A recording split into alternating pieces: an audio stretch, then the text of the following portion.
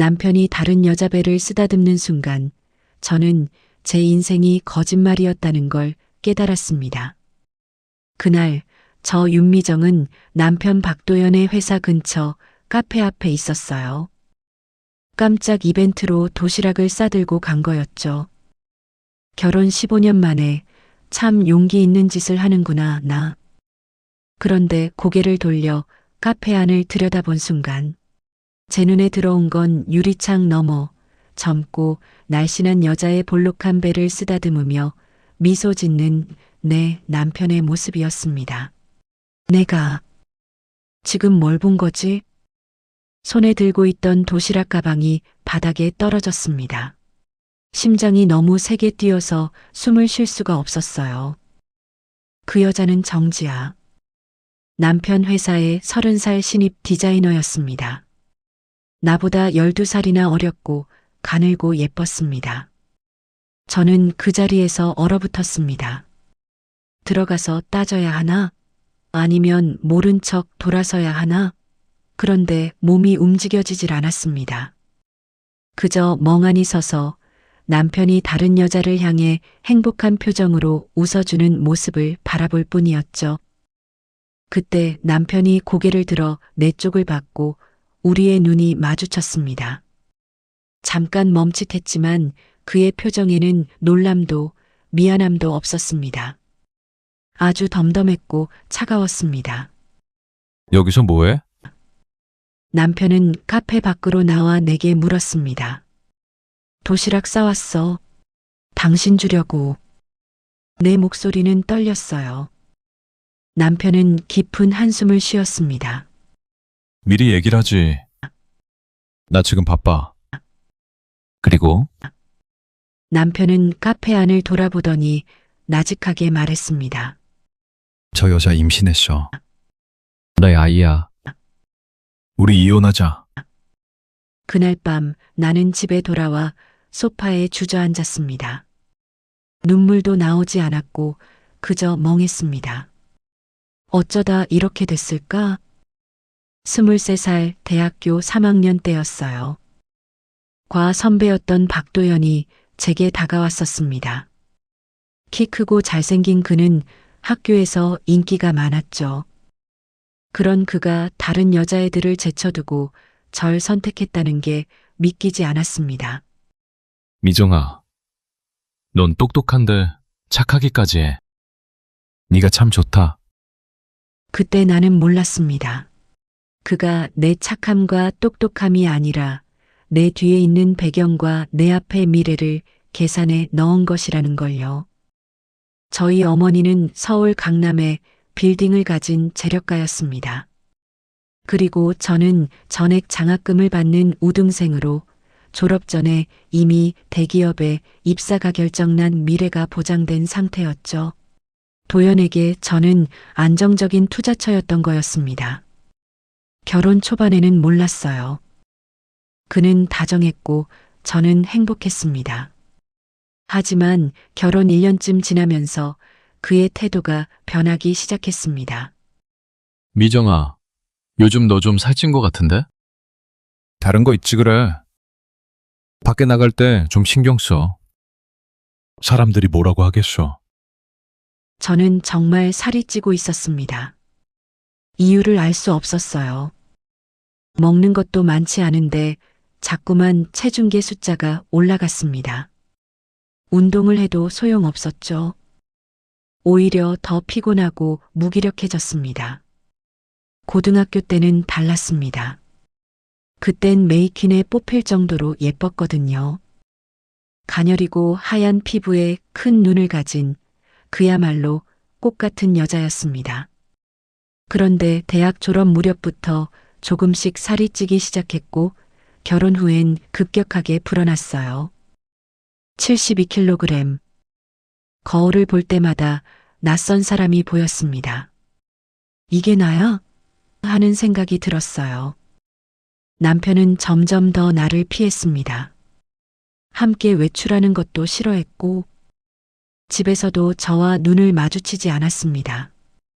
당신, 나한테 뭐 불만 있어?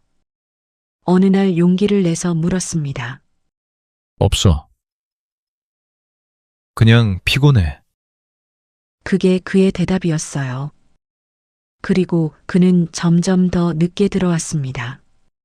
주말에도 회사에 간다며 나갔습니다. 저는 자책했어요. 내가 못나서 그런가? 내가 뚱뚱해서 그런가?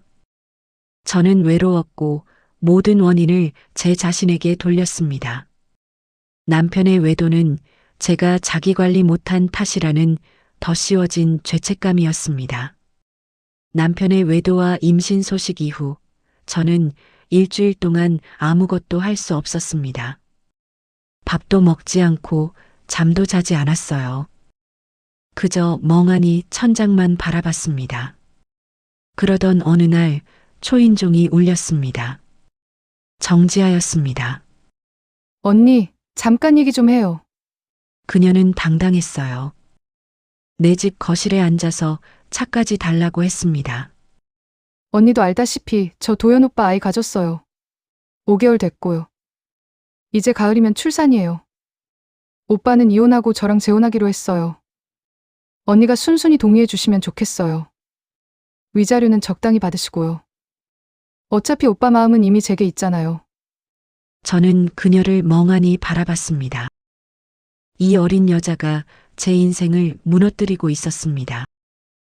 왜? 하필 내 남편이었어? 제가 겨우 짜낸 질문에 그녀는 웃었습니다. 오빠가 멋있잖아요. 그리고 언니랑은 안 어울리더라고요. 솔직히 언니 자기 관리 좀 하셔야죠. 남자는 여자의 외모를 보는 거예요. 언니가 그렇게 방치해 놓으니까 오빠가 저한테 온 거예요. 칼로 찌르는 것 같았습니다. 더 궁금하시면 말씀드릴게요. 오빠랑 전 이미 2년째 만나고 있어요. 언니가 집에서 살 빼겠다고 끙끙댈 때 오빠는 저랑 제주도도 가고 일본도 갔어요. 언니 명의 카드로요. 내 카드로 언니가 준 생활비로 오빠는 저한테 명품백도 사주고 좋은 레스토랑도 데려갔어요. 감사해요, 언니. 덕분에 잘 즐겼어요. 저는 온몸이 부들부들 떨렸습니다. 나가. 당장 나가. 에이, 언니. 현실을 인정하세요. 오빠는 이미 언니한테 관심도 없어요. 솔직히 언니 보기만 해도 징그럽대요. 그 살덩어리가. 나가라고. 저는 소리를 질렀습니다. 그녀는 빙긋 웃으며 일어났습니다. 다음 주에 변호사 통해서 연락할 거예요. 서둘러서 도장 찍어주세요. 그래야 오빠도 편하고 언니도 편하잖아요. 문을 나가는 그녀의 뒷모습을 보며 저는 그 자리에서 무너졌습니다. 그가 제 몸을 살덩어리라 불렀다는 말은 저를 완전히 부수는 망치 같았습니다. 그날 밤 남편이 들어왔어요. 이야기 들었어. 지아가 다녀갔다며. 어떻게 그럴 수가 있어? 2년 동안 날 속이고 미안한데, 그럼 속이고 만나지. 나 바람 피워요 하고 만나니? 뭐라고? 지금 말장난해? 나도 어쩔 수가 없었다. 너랑 나 사이에 없었던 애가 지아하고는 바로 생겼어. 이건 네가 문제가 있다는 얘기잖아. 우리 엄마도 손주를 얼마나 기다리셨는데. 어쩔 수 없었다고? 그럼 나는 어쩌라고? 너도 새 출발해. 나도 새 출발할 거고. 위자료는 줄 테니까. 위자료? 그게 지금 문제야? 15년이야. 내 인생 15년을 너한테 바쳤어. 남편은 차갑게 말했습니다. 맞췄다고? 미정아, 솔직히 말할게. 난 처음부터 너를 사랑한 적 없어. 네 집안이 좋았고, 네가 똑똑해서 미래가 보장될 것 같아서 선택한 거야. 그나마 그때 너는 꽤 봐줄만 했지. 근데 지금 네 꼴을 좀 봐. 돼지처럼 살만 쪘잖아. 이제는 옆에 있기도 싫어. 그 순간 제 안에 흐르고 있던 피가 한순간에 얼어붙었습니다. 나가. 당장 이 집에서 나가. 그래, 나갈게. 나가. 어차피 지연의 집에서 지내고 있었어. 지면 내일 빼러 올게. 남편은 그렇게 나갔습니다. 저는 바닥에 주저앉아 목이 쉬도록 울었어요. 다음날 시어머니한테서 온 전화는 한 번 더 내 마음을 무너지게 했습니다. 예, 남자가 씨를 보면 부처도 돌아앉는다는 말이 있다. 15년 동안 보지 못한 자식을 보게 됐는데 도연이가 그쪽으로 마음이 쏠리지 않겠냐? 나도 내 새끼 가진 애 밀쳐낼 순 없다. 너무 서운하게 생각지 말고 애 나오기 전에 깨끗하게 갈라서 그게 널 위해서도 좋을 게다. 그렇게 지옥불 앞에 선 시간에 갇혀 있는 제게 엄마가 급히 달려오셨습니다. 미정아, 엄마야, 문 열어. 엄마는 울고 있는 나를 꽉 안아주셨어요. 엄마, 나 이제 어떡해. 괜찮아. 다 괜찮을 거야. 엄마가 있잖아. 엄마, 나 정말 못났어. 돼지래. 남편이 그랬어. 내가 돼지 같대. 무슨 개소리야. 그 자식이 뭔데 내 몸을 평가해. 미정아, 일어나. 병원 가자. 엄마 친구 아들이 의사인데 그 사람한테 한번 보여주자. 진작에 가봤어야 했어. 엄마, 나 병원 가기 싫어. 미정아, 엄마가 내 어깨를 잡고 똑바로 쳐다보셨습니다. 너 이대로 무너질 거야? 그 나쁜 놈들한테 이렇게 당하고. 그냥 끝낼 거야? 아니면 일어나서 내 인생 되찾을 거야? 나는 엄마의 눈을 봤습니다. 단호하고 강한 눈빛이었어요. 알았어요. 병원 갈게요. 엄마는 저를 강민우 박사의 병원으로 데려갔습니다. 185cm의 훤칠한 키에 온화한 미소를 가진 그는 하버드 의대 출신 내분비내과 전문의였어요. 윤미정 씨, 편하게 앉으세요. 오늘 어떻게 오셨어요? 저 살이 계속 쪄요. 이유를 모르겠어요. 저는 떨리는 목소리로 말했습니다. 그는 제 이야기를 끝까지 들어주었어요. 체중 변화, 피로감, 추위를 많이 타는 것, 머리카락이 빠지는 것. 모든 증상을 꼼꼼히 체크했죠. 혹시 갑상선 검사는 해보신 적 있으세요? 아니요. 그게 뭔데요? 목 앞쪽에 있는 나비 모양의 작은 기관이에요. 여기서 나오는 호르몬이 우리 몸의 대사 속도를 조절하죠. 이게 제대로 안 나오면 대사가 느려져서 살이 찌고 무기력해지는 거예요. 운동에도 안 빠지고요. 그럼 제 잘못이 아니라는 거예요? 병이죠, 이건. 윤미정 씨, 당신 잘못이 절대 아니에요. 그 말에 저는 안도하며 눈물이 났습니다. 검사 결과는 일주일 후 나왔어요. 예상한 대로 갑상선 기능 저하증이네요. TSH 수치가 정상의 3배예요. 그래서 그동안 힘드셨던 거예요. 민우 박사는 차분히 설명했습니다. 하지만 걱정하지 마세요. 약물 치료하면 충분히 좋아져요. 그리고 제가 재활 트레이너 자격증도 있어서 운동도 직접 도와드릴 수 있어요. 정말 다시 예전처럼 돌아갈 수 있을까요? 물론이죠. 아니, 예전보다 더 건강하고 아름다워질 거예요. 그의 눈빛은 진심이었습니다. 그가 제 잘못이 아니라고 말해줬을 때 저는 15년 동안 짊어졌던 죄책감의 짐을 내려놓았습니다. 병은 치료할 수 있지만 제 인생을 무너뜨린 그들의 죄는 돌려받아야 한다고 생각했습니다. 집으로 돌아오는 길 엄마가 말씀하셨어요. 미정아, 엄마가 사람 시켜서 도현이 그 자식 조사 좀 할까? 엄마, 그런 거 말고. 난 그냥 조용히 이혼하고 싶어. 안 돼. 미정아, 그 자식이 너한테 한 집 봤잖아. 그냥 넘어갈 수 없어. 엄마가 알아보니까 정지야, 그 여자도 수상한 데가 있더라. 조사해보자. 넌 너무 물렁해서 문제야. 세상은 착하다고 이기는 게 아니야. 내가 당한 만큼 돌려줘야 해. 저는 고개를 끄덕였습니다. 3개월이 지났습니다. 저는 민우의 치료 계획을 철저히 따랐습니다. 매일 아침 갑상선 약을 먹고 주 5일 운동을 하고 제대로 먹고 잠을 잤습니다. 그리고 몸이 변하기 시작했어요. 68kg, 65kg, 62kg. 턱선이 살아났습니다. 광대뼈가 보였어요. 쇄골이 드러났습니다. 미정 씨, 이 정도 속도면 6개월 안에 목표 달성할 수 있겠어요? 민우는 늘 격려해 주었습니다. 박사님, 저에게 항상 친절하시네요. 그냥 환자 중 한 사람일 뿐인데 왜 이렇게 잘해주세요? 글쎄요. 미정 씨 처음 봤을 때, 아, 이 여자 긁지 않은 복권이구나 싶었어요. 아무리 살이 올라 있었다 해도 그 모습이 가려지진 않죠. 내가 이 여자 반드시 고쳐서 상처를 치유해주고 싶다 생각했어요. 그의 눈빛이 진지했습니다. 그 사이 엄마의 조사가 끝났습니다. 미정아, 큰일 났어. 도현이 그 자식 무정자증이래. 뭐라고요? 정자가 없대. 태어날 때부터. 그러니까 애를 가질 수가 없는 몸이라는 거야.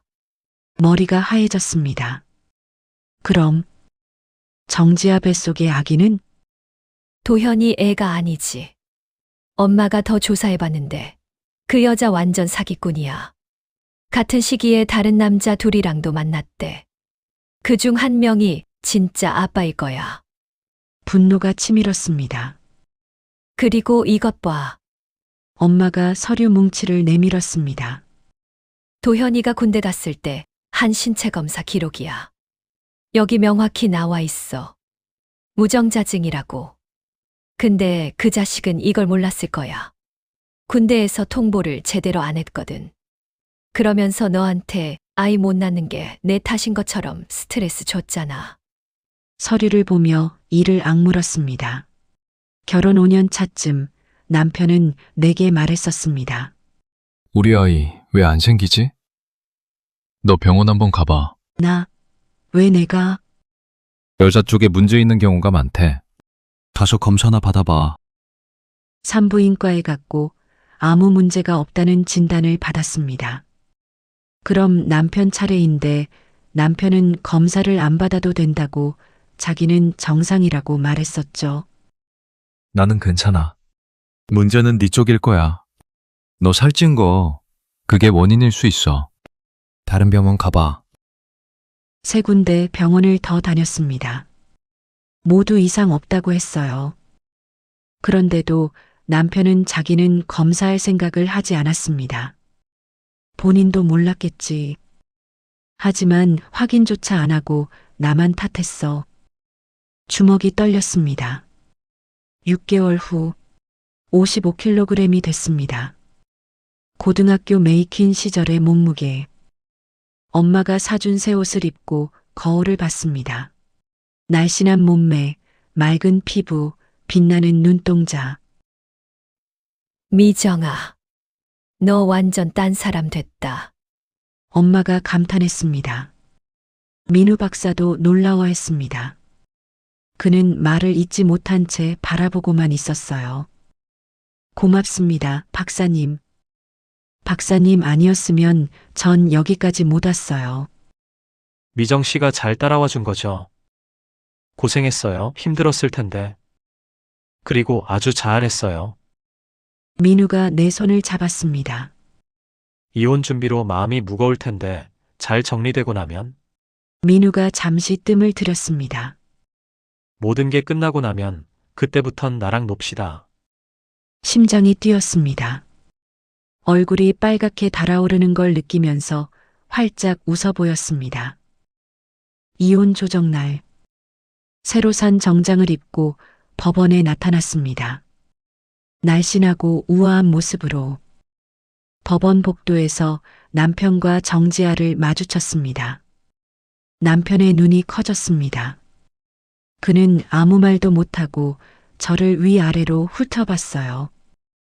오랜만이네요. 차갑게 웃었습니다.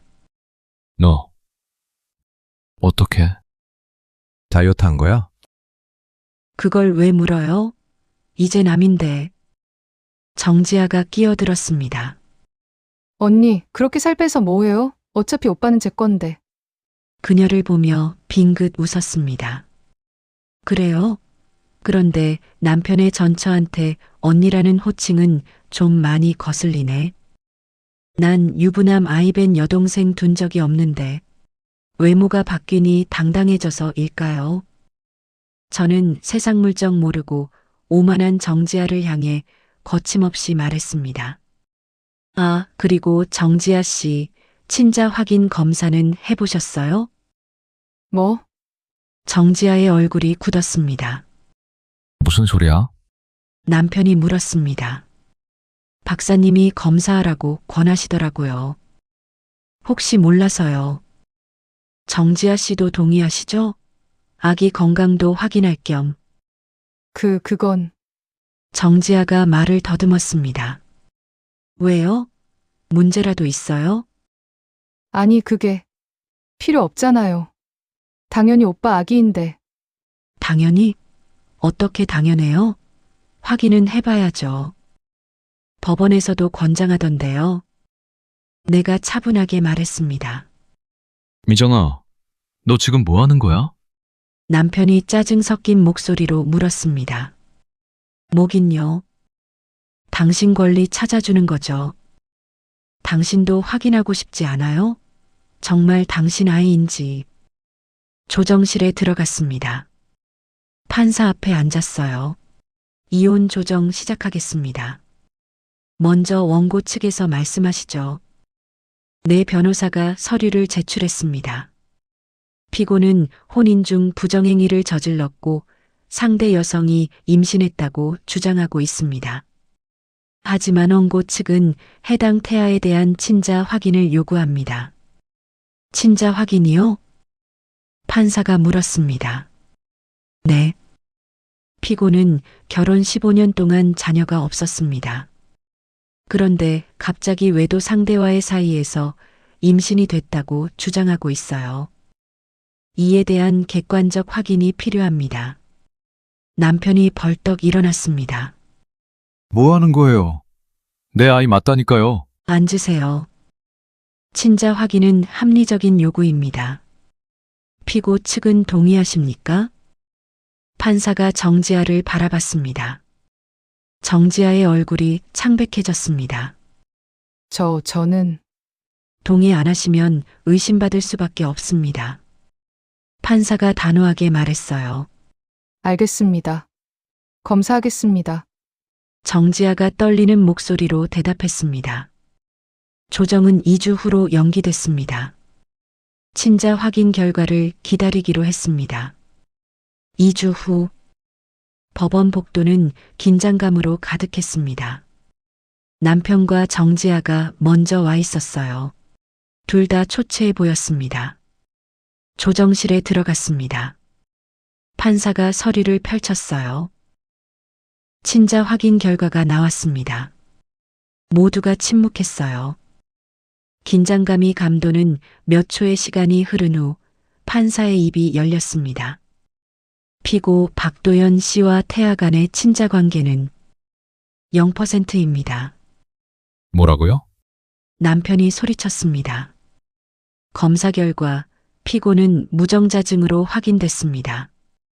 태어날 때부터 정자 생성이 불가능한 상태였습니다. 따라서 정지아 씨 뱃속의 아이는 피고의 자녀가 아닙니다. 법정이 조용해졌습니다. 남편이 정지아를 돌아봤습니다. 이게 무슨 소리야? 오빠. 나도 몰랐어. 몰랐다고? 그럼 이 아이는 누구 아이야? 저는 오빠 아기인 줄 알았어요. 내가 무정자춘이라고? 그럼 나는 평생 아이를 가질 수 없다는 거야? 남편의 목소리가 떨렸습니다. 판사가 계속 말했습니다. 추가 조사 결과 정지아 씨는 피고와 교제하던 시기에 다른 2명의 남성과도 동시에 관계를 유지했습니다. DNA 대조 결과 그중 한 명이 생물학적 아버지로 확인됐습니다. 이 여자가 말 속인 거야? 남편이 정지아의 팔을 잡았습니다. 오빠. 아니야. 나는 정말 오빠 아기인 줄 알았어. 진짜야. 거짓말하지 마. 다른 남자들이랑도 만났잖아. 그건 오빠가 너무 바빠서. 외로워서. 외로워서? 외로워서 날 이렇게 만든 거야? 남편이 고함을 질렀습니다. 조용히 하십시오. 계속하겠습니다. 판사가 서류를 넘겼습니다. 정지아 씨는 사기 및 공갈 혐의로 형사 고소됐습니다. 피고를 속여 금품을 갈취했고 원고의 재산을 편취한 정황이 확인됐습니다. 원고 명의의 카드로 2년간 약 8천만 원을 사용했고 이 중 상당 부분이 피고와의 여행 및 명품 구매에 쓰였습니다. 이는 명백한 사기 행위입니다. 정지아가 울음을 터뜨렸어요. 아니에요. 오빠가 사준 거예요. 제가 달라고 한 게 아니에요. 증거 자료를 보면 정지아 씨가 먼저 요구한 문자 메시지들이 다수 확인됩니다. 저번 가방보다 더 비싼 거 사줘. 친구들한테 자랑하고 싶어? 언니 카드 한도 얼마야? 등의 내용이 있습니다. 판사가 냉정하게 말했습니다. 남편이 고개를 떨궜습니다. 더 충격적인 사실이 있습니다. 판사가 다른 서류를 꺼냈습니다. 피고 박도연 씨는 자신의 무정자증을 전혀 인지하지 못했습니다. 군 복무 중 신체 검사에서 이상이 발견됐으나 행정착오로 본인에게 통보되지 않았습니다. 그러나 결혼 5년 차부터 원고가 반복적으로 불임 검사를 받도록 강요했고 자신은 단 한 번도 검사를 받지 않았습니다.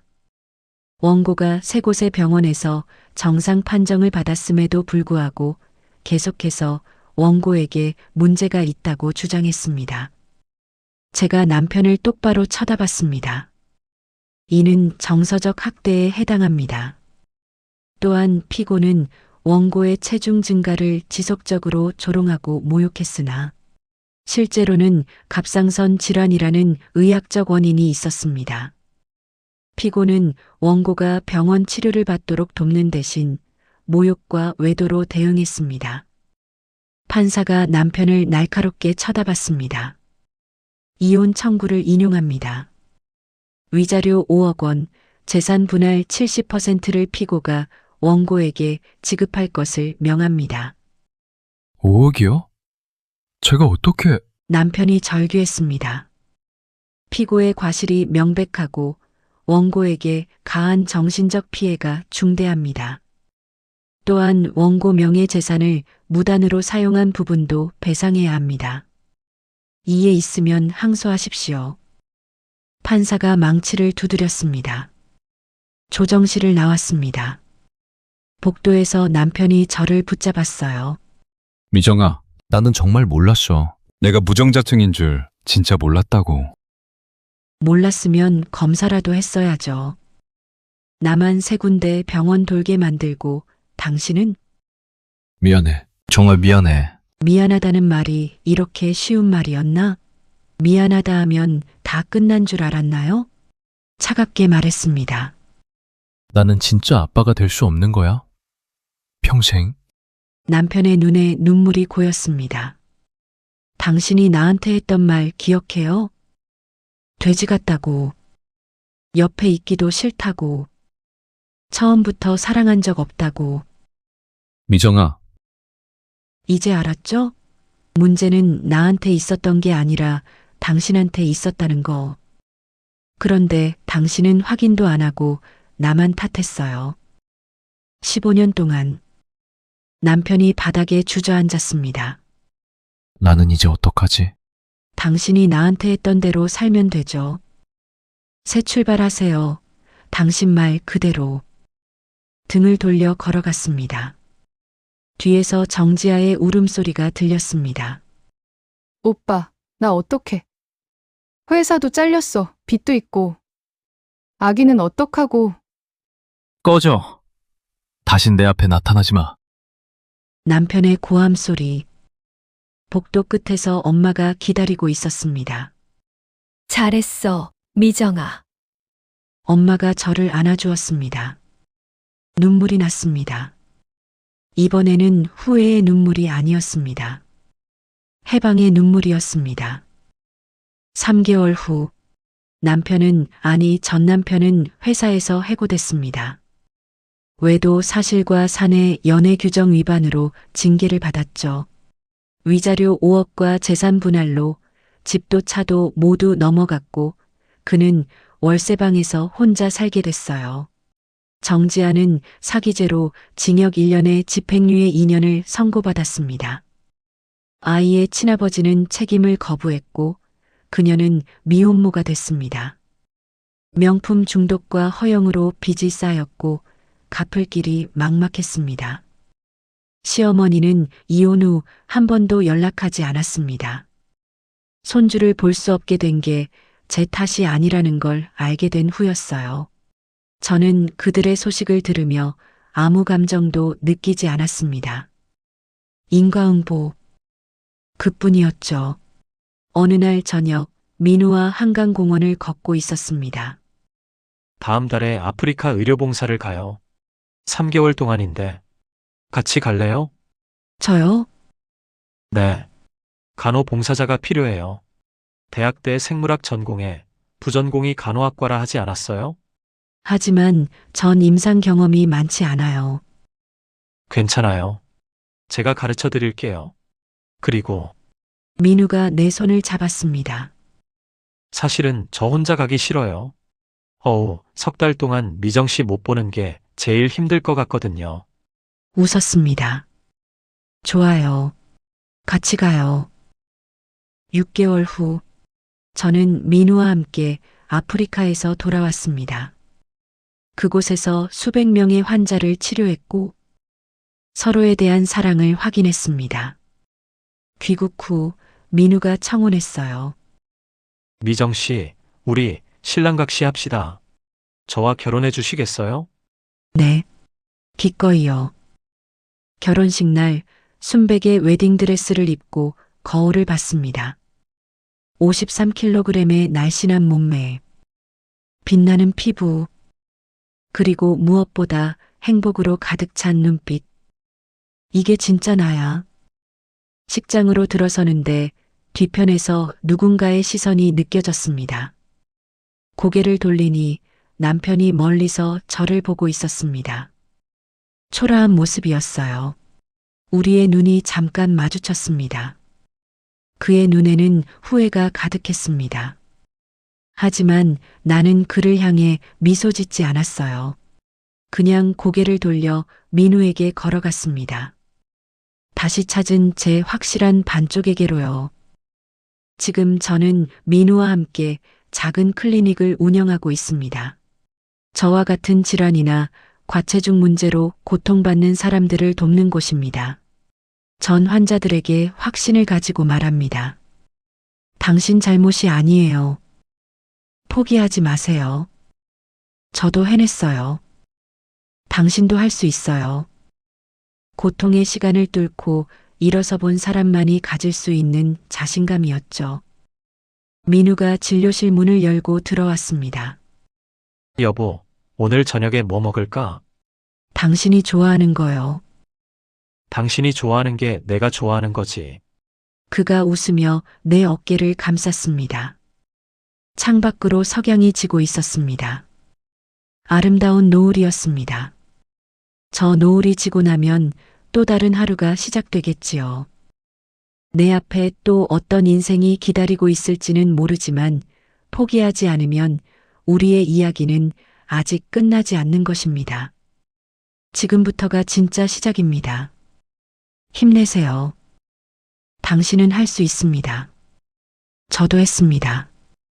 여러분 구독과 좋아요로 다음 인생의 주인공을 기다려 보시겠어요?